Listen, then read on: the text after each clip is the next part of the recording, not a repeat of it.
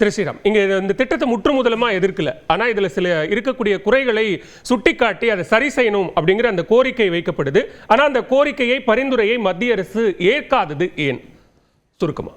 அதாவது இன்னைக்கு பாலகுருசாமி அவர்கள் வைஸ் சான்சலர், தமிழ்நாட்டோட முன்னாள் vice chancellor of Anna university, ஒரு அழகான கட்டுரை எழுதியிருக்கிறாரு. அவர் இன்னைக்கு பேப்பரில் லாஸ்ட் ஒரே வரி படிச்சிடுறேன். விஸ்வகர்மா திட்டம் குலக்கல்வி திட்டத்தை ஊக்குவிக்கும் என்றும் கூறுவதும், சமூக நீதிக்கு ஊறு விளைவிக்கும் என்பதும் மதியினத்தின் உச்சம் என்று கல்வியாளர் பாலகுருசாமி அவர்கள் சொல்லியிருக்கார். அப்பா சிஎம் ஆலாங்க, பையன் சிஎம் ஆலாம், பேரன் சிஎம் ஆலாம், அதெல்லாம் குலத்தொழில் இல்லை. அப்பா டாக்டர் ஆகலாம், பொண்ணு டாக்டர் ஆகலாம், பையன் டாக்டர் ஆகலாம், அதெல்லாம் குலத்தொழில் இல்லை. அப்பா இன்ஜினியராக இருக்கலாம், பையன் பொண்ணு எல்லாம், அதாவது எல்லாரும் பணம் எங்கெல்லாம் பணம் இருக்கோ, அதிகாரம் இருக்கோ, பல லட்சங்கள் சம்பாதிக்கலாமோ, அப்போல்லாம் அது குலத்தொழிலாக தெரியாது. அப்போல்லாம் அவர் விரும்பி பார்க்குறாருன்றாங்க.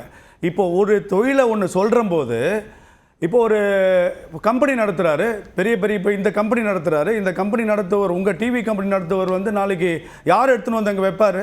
அவர் வீட்டு ஆட்களை தான் எடுத்துன்னு வந்து வைப்பார். இல்லை இன்னொரு பெரிய கார்பரேட் கட்சிகளை, திமுகவின் சார்ந்த கட்சிகள்லாம் பெரிய டிவி சேனல்லாம் நடத்துகிறாங்களே, அவங்கெல்லாம் யார் எடுத்துன்னு வந்து நெக்ஸ்ட் லெவலில் போடுவாங்க? அவங்களுக்கு அப்புறம் ஏன் கட்சி தொண்டர்கள் யாராவது போட்டுருவாங்களா? குலம் பார்க்காம வேற எதுவும் பார்க்காம எடுத்துன்னு வந்து சரி இனிமேல் நீங்கள் நடத்துன்னு போடுவாங்களா?